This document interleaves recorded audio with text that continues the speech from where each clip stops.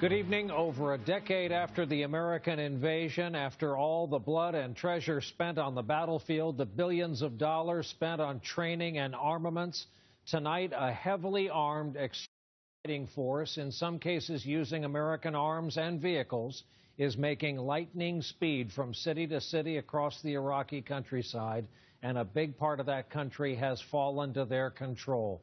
They are known as ISIS, standing for the Islamic State of Iraq and Syria, which happens to be their goal.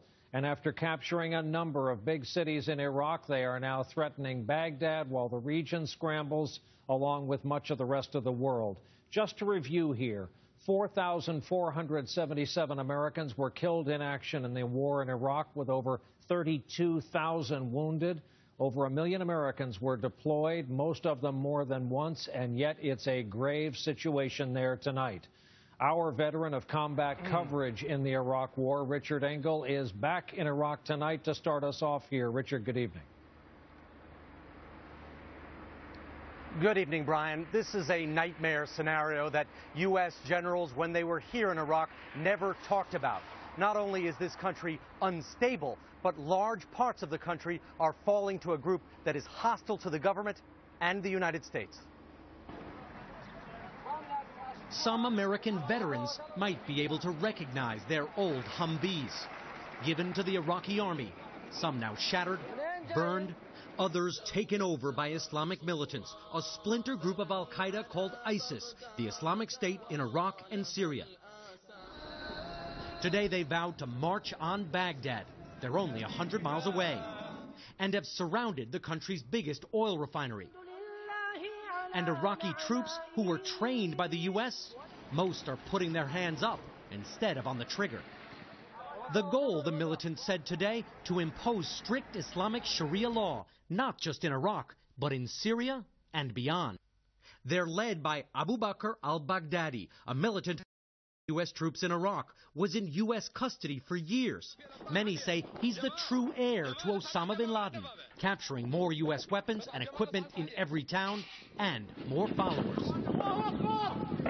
As the Islamic militants advance, hundreds of thousands of Iraqis are fleeing the area, families loading into cars and looking for safer territory. 13 packed in one car leaving Mosul. They said they heard gunshots near their home and had enough. Others were just on foot. What's happening to Iraq? It's splitting apart into three warring pieces. In the west, the militants are taking over and being joined by those nostalgic for Saddam Hussein. In the south, the U.S.-supported Shiite government under Prime Minister Maliki, who has excluded Sunnis from power, is struggling to survive. And in the north, the Kurds, who've longed for independence for a century, are now taking it.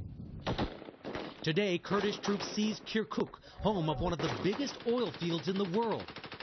This volatile patchwork nation the U.S. invaded and then stitched back together with the sweat and lives of thousands of American troops is rapidly coming undone.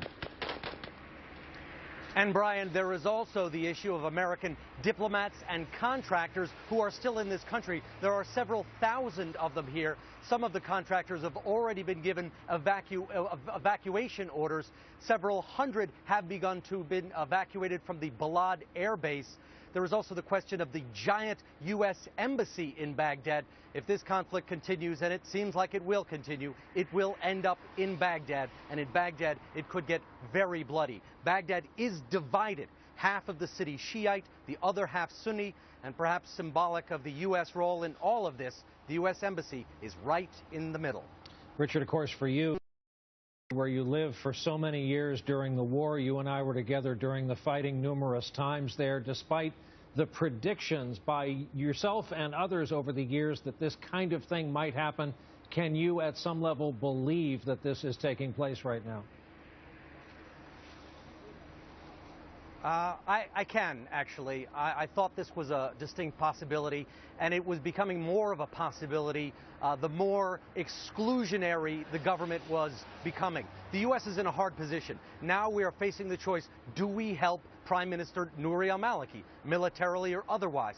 Many people here are blaming this problem on the government. They say had he been more inclusive, had he worked with the Sunnis, he wouldn't be facing this uprising that is tearing Iraq apart. All right, Richard Engel on the streets in northern Iraq tonight. Richard, thanks.